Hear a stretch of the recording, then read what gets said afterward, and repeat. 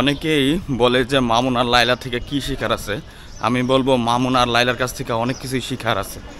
প্রথমত যে অবৈধ যে সম্পর্ক এর পরিণতিটা আপনারা দেখেন। অবৈধ সম্পর্ক করার কারণে তারা এখন একজন আরেকজনরে মানে ধর্ষণ মামলা দিতেছে, আরেকজনরে বিভিন্ন ব্লেম দিতেছে। যাই হোক, এটা থেকে একটা শিক্ষা নিতে পারেন যে অবৈধ সম্পর্ক আপনাদেরকে কি পর্যায়ে নিয়ে যাবে, শেষ পরিণতিটা কি হইতে পারে। আরেকটা জিনিস হইতেছে ভাইরাল হওয়ার যে নেশা। ভাইরাল হওয়ার নেশাটা দেখেন আপনার শেষ পরিণতি কী হয়েছে। মামুনের যে সমসাময়িক যে কন্টেন্ট ক্রিয়েটর ছিল, যারা তার সময়ে তার বয়সী কন্টেন্ট ক্রিয়েটর ছিল, তারা কিন্তু এতটা জনপ্রিয় হইতে পারে নাই। ভাইরাল হইতে পারে নাই, কারণ তারা এরকম নেগেটিভ কোনো কিছুই করে নাই। কিন্তু মামুন যেটা কী করছে, তার থেকে বেশি বয়স মানে তার দ্বিগুণ বয়সের মেয়েকে সে বিয়ে করছে, যার কারণে তার নিয়ে বেশি কন্ট্রোভার্সি হয়েছে, তারে মানুষ বেশি ট্রল করছে। এই কারণে কিন্তু সে ভাইরাল হয়ে গেছে। এখন দেখেন, ভাইরাল হয়েছে, অনেকে বলতেছেন যে সমস্যা কি, ভাইরাল হয়েছে, টাকা ইনকাম করছে, কোনো তো সমস্যা না। টাকাই যদি সব হইতো তাহলে আমি কেন চাকরি বাকরি করতেছি, কেন ব্যবসা বাণিজ্য করতেছি, কেন মসজিদে ইমামতি করতেছি, বা ভালো কোনো শিক্ষকতা করতেছি, বা ভালো কোনো কাজের সাথে কেন জড়িয়ে আছি।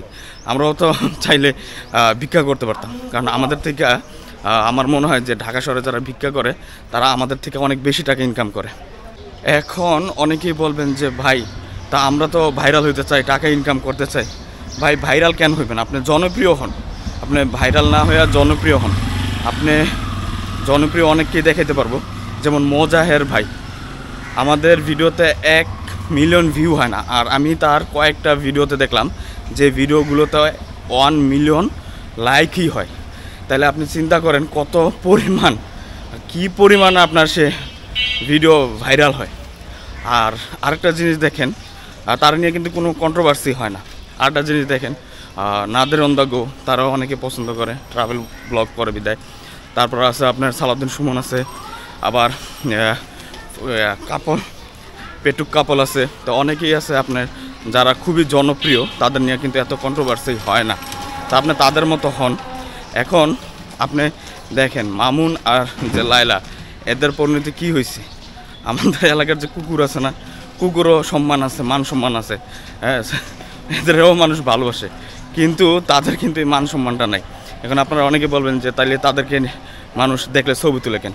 ভাই, আমরাও তো কি বলে বানর দেখলে বা অদ্ভুত কোনো প্রাণী দেখলে ছবি তুলি, ফেসবুকে দেই। আর আরেকটা জিনিস দেখবেন, তার যে ফ্যান বেসগুলো আছে, তারা কারা? তারা দেখবেন তাদের মতো যে টিকটকার আছে বা সাপ্রি টাইপের আছে, তারাই কিন্তু তার ফ্যান বেস। আর আপনি যারা জনপ্রিয়, তাদের ফ্যান বেসটা আপনি দেখবেন, তারা কিন্তু এলিট লেভেলের, একবার নিম্ন স্তর থেকে কিন্তু এলিট লেভেলের যারা আছে, তারাই কিন্তু তাদের ফ্যান বেস, যারা জনপ্রিয়। তাইলে যেটা বোঝা যায় যে অতিরঞ্জিত ভাইরাল হওয়ার আশায় কোনো কিছু করা যাবে না, যেটা বেমানান। আর একটা জিনিস হইতেছে, অবৈধ সম্পর্ক আপনার কখনোই ভালো নিয়ে আসে না, যেটা মামুন আর লায়লার মাঝে আমরা দেখছি। তাই সবাইকে বলবো, সবাই ভালো থাকবেন, সুস্থ থাকবেন, আর সুস্থ মস্তিষ্কে সুন্দর চিন্তা ভাবনা নিয়ে কন্টেন্ট বানাবেন। তাহলে সফলতা আসবে, ভাইরাল না, একদিন ঠিকই জনপ্রিয় হয়ে যাবেন। আসসালামু আলাইকুম।